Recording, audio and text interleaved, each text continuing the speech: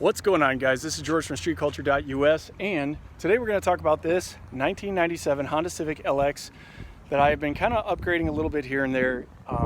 This car was actually purchased as an everyday driver. It wasn't never meant to be a race car or anything like that. However, some personalization needed to be done and some upgrades to give it that typical Honda Civic sporty look. When I say typical, most of your Honda Civics, when they're built, are pretty much, they cover all the bases. You have a nice set of wheels, you have some nice headlights and whatnot. You have a front lip, which we just installed today, which you can see down here. And we haven't installed the fog lamps, but those are next. And we have some quick disconnects for the bumpers here, both front and rear. And your typical Honda Civic has all of these options. And then you usually have some kind of wing on the back and some kind of eBay exhaust. Those are your typical Honda Civic mods for an everyday driver or for somebody who wants to be a little bit more of a tuner or in the sports scene. So let's go over these options here that are on this 97 Honda Civic, and we'll talk about the difference between this Honda Civic and a fully built, ready to race Honda Civic. So as I said before, your typical Honda Civic, whether it's a two-door, DX, CX, HX, LX, DX, EX. There's so many different models, and you have two doors or four doors. So you either have your sedans or you have your coupes. This one here is a four-door LX. It's a 1997. It has 300,000 miles on it, guys. This car was never built, and it hasn't been upgraded for racing. So this car was never meant to be a race car.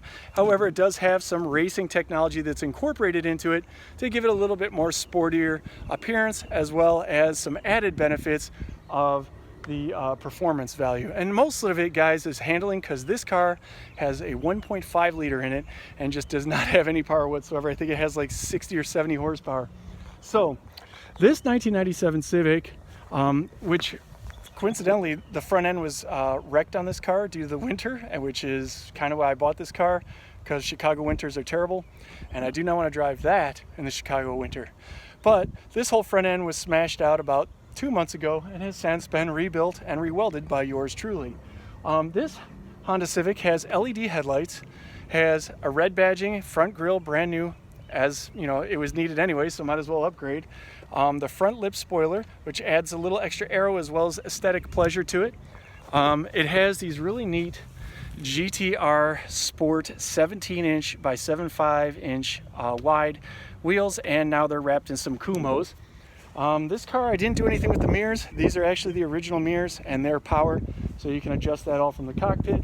On the back here, we have quick disconnects as well as up front, and then added a spoiler, and of course your typical eBay exhaust, and then the red badging both front and rear to kind of give it a little more color and class to the car. Now the inside, I'm not even going to go there, because the inside is your typical 97 Civic with 300,000 miles. It is an absolute travesty, mess, disaster zone, and you can pretty much imagine what the inside looks like. But that's okay, because this car was really only meant to be a daily driver for the snow. And I mean, at 47 to 51 miles per gallon, guys, you can't beat that, considering some of my other cars get significantly less. All right, so even with these wheels and the few performance upgrades, this car is not built for racing. And here's one of the main things that you could tell between the two cars. This has 17-inch wheels. This has 17-inch wheels.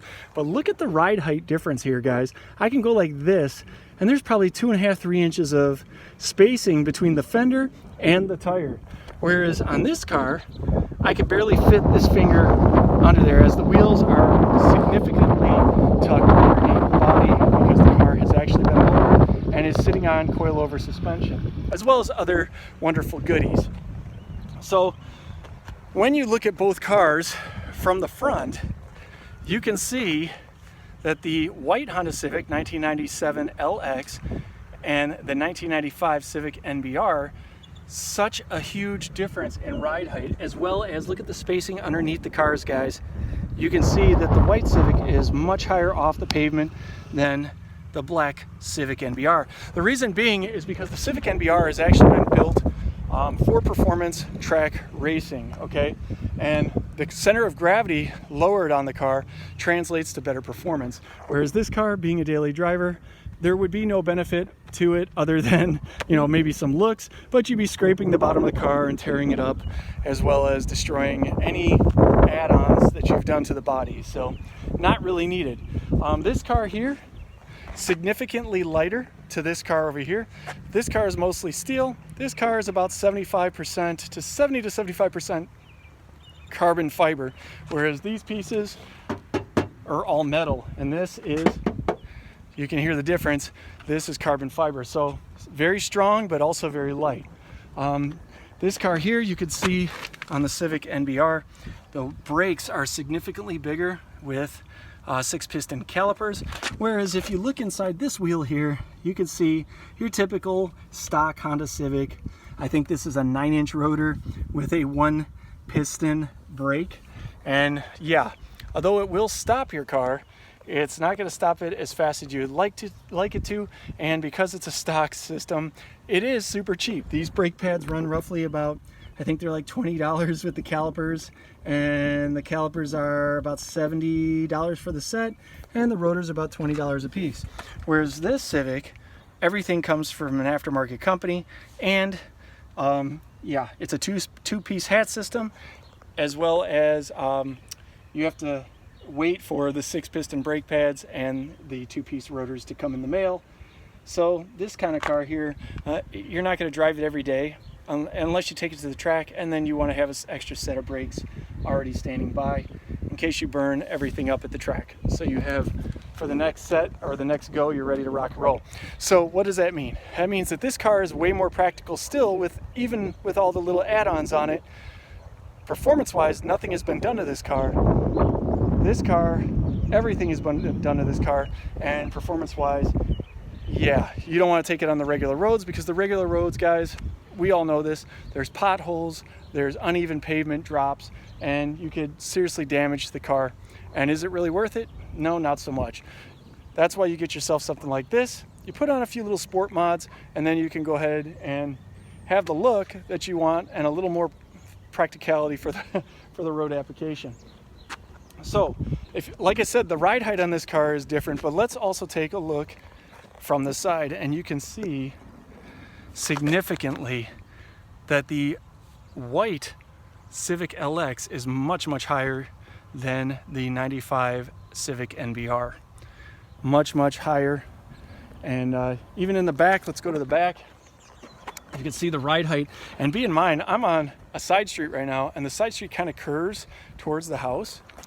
But even so, the Civic NBR is much lower than the Civic LX. And even from the back, if you take a look at the back here, you can see quite a difference there.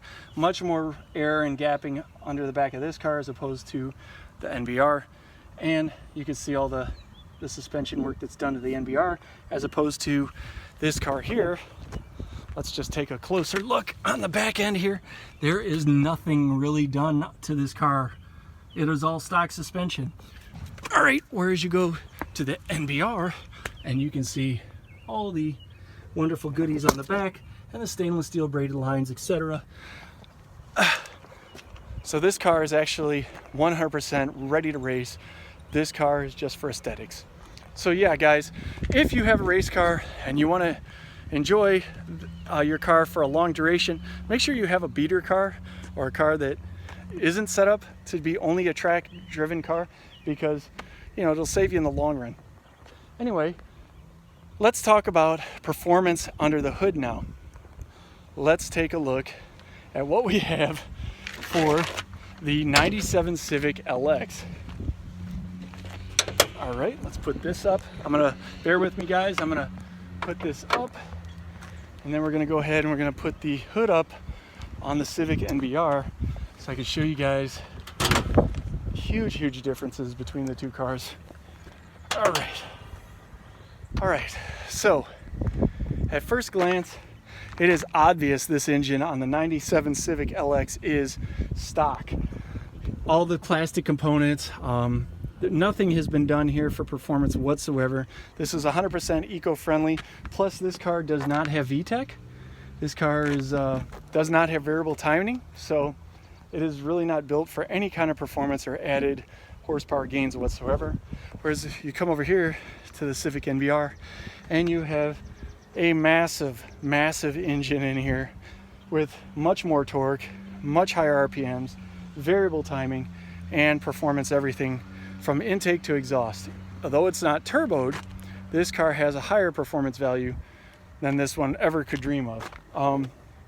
This Civic here, as you can see, it is fuel injected. However, it is a very old system, and yeah, it's obnoxious, guys. It's really slow, and when you go to take off, even stomping on the gas with this car, you're not taking off very fast. I think a Volkswagen Beetle could probably beat this car. But I did do a little upgrade for cooling, because when I replaced all this up here over the winter time, why not? It needed it. I actually like that system. This one's not bad either, but it does have the factory stock fan cooling system on there, and I may or may not keep this on there. I'm not sure, because that one is offers a lot more space to the front of the car as opposed to this one. Also, urethane bushings. This Honda Civic has rubber bushings, which you can see right there, and they are really, really weak, as opposed to the Civic NBR, which has polyurethane propylene bushings. And I have a visitor. Hello. Hi. He's out riding his dirt bike. He's one of my neighbor's children. So anyway, back to the video really quick. When you have rubber bushings, the rubber bushings on this engine, and you go to take off, the engine's going to flex back and forth. It's going to rock a little bit because the bushing absorbs a lot of the torque and the impact, and when you do that, you lose power to the wheels, but it is softer on vibrations for the car. This car has the polyurethane propylene. The polyurethane propylene doesn't flex as much, so when you go to take off, the engine stays put, and more power is translated through the drivetrain down to the tires / wheels, and yeah, you get more bang for your buck and more takeoff power. That torque is translated to the pavement where you want it in a race car. Yes, there is a little bit more vibration. Actually, there's a lot of vibration in this car, but it is a race car as opposed to an everyday commuter. So anyway, guys, I hope you like these videos. I'm gonna go ahead and close these up because we got rain coming in, and it's about time to tuck these away and close out for the day. So let me know your comments on these videos, and if you like the videos that you've seen on Instagram, as well as this video will be posted to YouTube. So I haven't been posting to YouTube much, guys, but that's just how it is. I haven't had time with work and everything else. Plus, I'll be kind of stepping up this car a little bit to kind of, like I said, give it that aesthetic look. And so far, it's coming along really nicely. So this is George from StreetCulture.US saying I will see you guys on the road. Make sure to follow.